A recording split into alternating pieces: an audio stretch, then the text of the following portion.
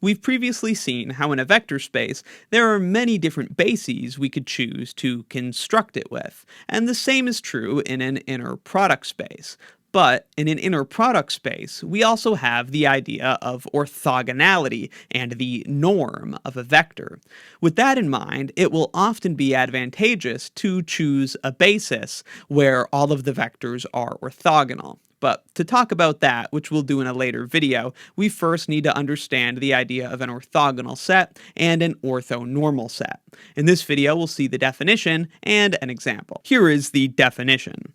A set of two or more vectors in a real inner product space is called orthogonal if each pair of distinct vectors in the set is orthogonal. So you could pick any two distinct vectors from the set and they're going to be orthogonal. Their inner product will equal 0.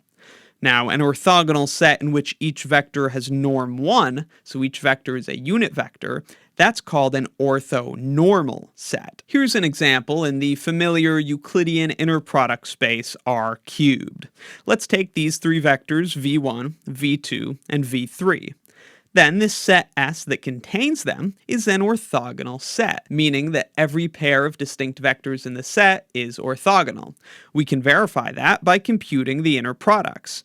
In this case, the inner product is just the dot product.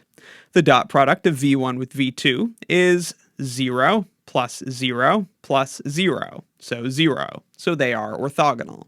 The dot product of v1 with v3, multiplying those corresponding components together, is -1 plus 0 plus 1, so 0. So those two vectors are orthogonal. The last pair of distinct vectors is v2 and v3, and their dot product we see is 0 plus 0 plus 0, so 0. The dot product is commutative, so of course we don't have to check v2 dot v1 and all those other orders. This suffices to verify that S is an orthogonal set. All of these vectors are orthogonal to each other. Then we may ask, is S an orthonormal set? Are all of its vectors unit vectors with a norm of 1? We can quickly see that the answer is no. For example, the length of the vector v1 would be the square root of 1 plus 1, so root 2. So v1 is not a unit vector, and so this set is not an orthonormal set.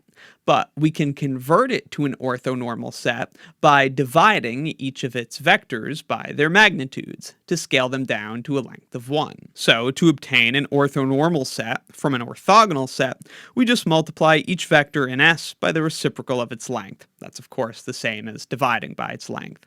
To do that in this example, of course, we need to calculate those lengths. The length of a vector in the Euclidean inner product space R cubed is just the square root of the sum of the squares of the components of the vectors. So the length of v1, for example, is 1 squared plus 0 squared plus -1 squared, all in a square root.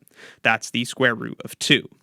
The length of v2 is the square root of 0 squared plus 1 squared plus 0 squared, which is the square root of 1, which is just 1. So this vector actually is already a unit vector.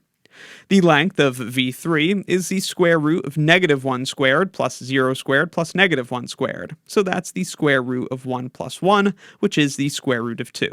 Now that we have all of these lengths, we can normalize the vectors by scaling them down to a length of 1. And so here is our orthonormal set. We take those three vectors from S and then multiply each one by the reciprocal of its length. v1 gets multiplied by 1 over root 2, v3 gets multiplied by 1 over root 2, and v2 does not have to change because it's already a unit vector.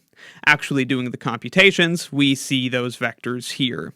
1 over root 2 v1 is written there, v2 is written there, and 1 over root 2 v3 is written there. So these vectors are all orthogonal to each other, but furthermore, they are all unit vectors with norm 1. And so this is an orthonormal set. Finally, here's a theorem which will be important in our construction of orthogonal and orthonormal bases. We'll prove this in the next video, link in the description.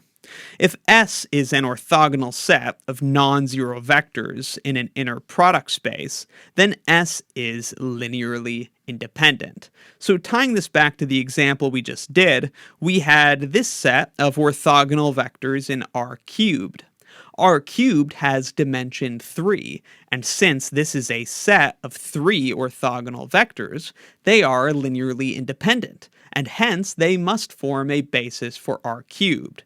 Since this set is also orthonormal, it happens to be an orthonormal basis for R cubed. Again, it's the fact that these vectors are all orthogonal to each other that lets us conclude it's a linearly independent set from this theorem.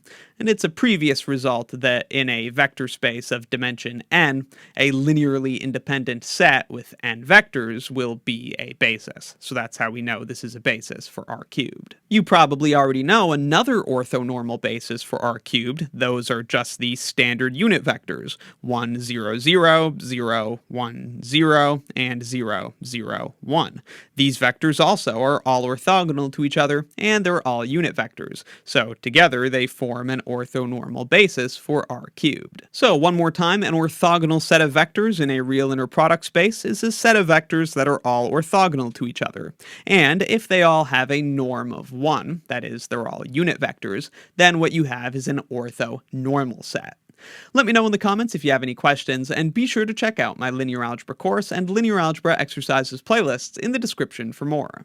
If you find my videos helpful, please consider supporting what I do by joining Wrath of Math as a channel member. You can get early and exclusive access to select videos and extra practice, and if you join at the premium tier or above, you can access all of the lecture notes used in this course.